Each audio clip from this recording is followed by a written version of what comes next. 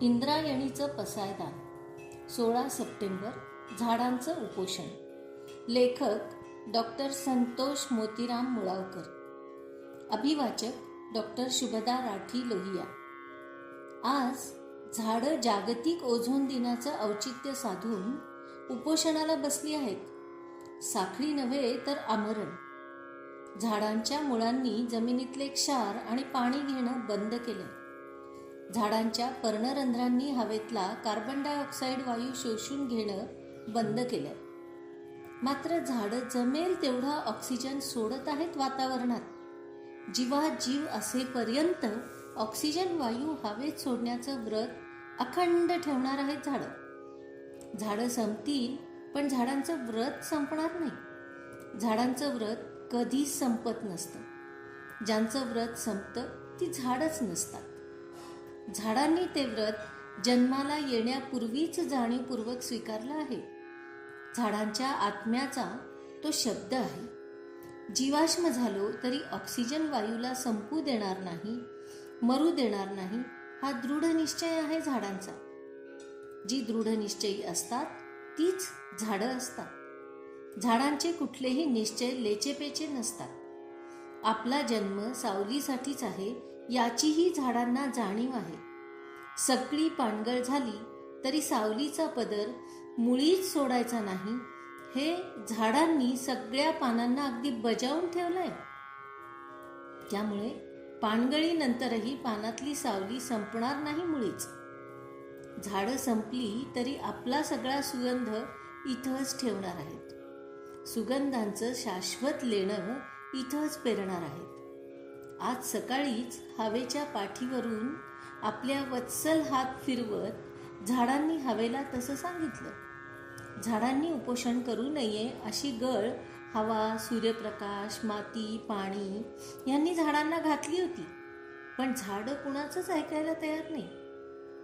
झाडांनी जमिनीतील क्षार आणि पाणी शोषून घेणं बंद केल्यामुळे प्रकाश संश्लेषण क्षीण होत चाललंय. त्यामुळे सूर्यप्रकाशही दुखावला आहे.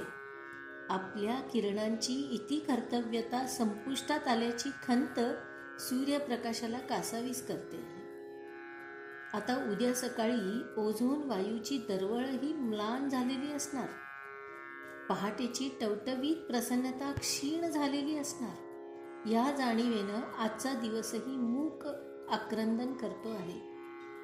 या उपोषणात सगळीच झाडं आहेत. महावृक्षांपासून अगदी झुडपांपर्यंत, स्वयंपोषी वनस्पतींपासून अगदी परपोषी वनस्पतींपर्यंत, शुष्कोद्भिद वनस्पतींपासून तर अगदी जालीय वनस्पतींपर्यंत. स्वयंपोषी वनस्पतींनी आपली अन्ननिर्मिती बंद केली आहे. परोपजीवी वनस्पतींनी यजमान वृक्षांचं अन्नशोषण बंद केलंय. शुष्कोद्भिद वनस्पतींचं जलसंरक्षक आवरण गळून पडतं आहे. जलीय वनस्पतींचं बाह्य संरक्षक आवरण जलसमाधी घेत आहे. फुलझाडांची फुलं म्लान होऊन गळून पडत आहेत. काटेरी वनस्पतींचे काटेही म्लान झालेले आहेत. झाडांची पानं सुकून निमूटपणानं गळून पडत आहेत. झाडांना कुठलाही नेता नाही. त्यांचं उपोषण स्वयंस्फूर्त आहे. वाटा राज्यकर्त्यांच्या आणि घाटी उपोषणकर्त्यांची ह्या वाटाघाटींची शक्यता झाडांनी ठामपणे नाकारली आहे.